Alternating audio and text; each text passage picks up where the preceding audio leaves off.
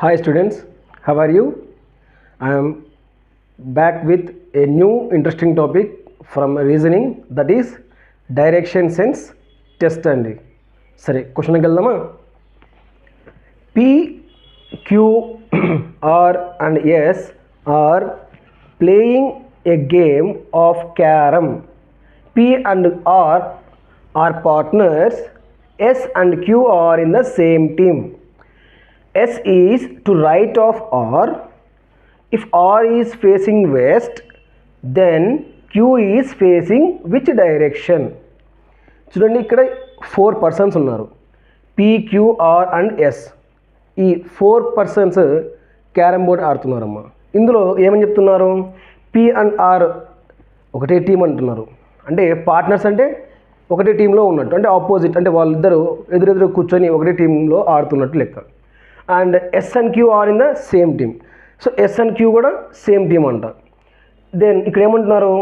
Yes is to right of R. S అనే వ్యక్తి ఆర్కి రైట్ సైడ్ కూర్చొని ఉన్నారు.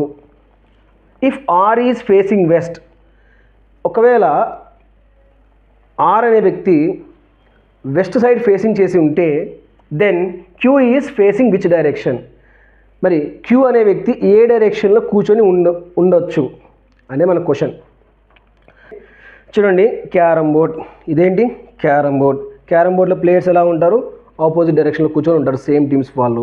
సో చూద్దాం, ఇక్కడ ఏమన్నారంటే ఆర్ ఈజ్ ఫేసింగ్ వెస్ట్. ఇది హింట్ పాయింట్. ఇక్కడ ఈ క్వశ్చన్ మొత్తానికి హింట్ ఇదే. ఇక్కడ నుంచి మనం ప్రాబ్లమ్ సాల్వ్ చేయాలి.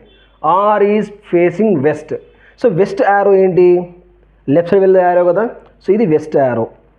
సో వెస్ట్ ఆరో అంటే వెస్ట్ సైడ్ ఫేస్ చేస్తున్న వ్యక్తి ఎవరు అంటే ఆర్. వెస్ట్ సైడ్ ఫేస్ చేస్తున్న వ్యక్తి ఎవరంటే ఆర్. ఇంకేమన్నారు? S is right. S is to right of R అన్నారు.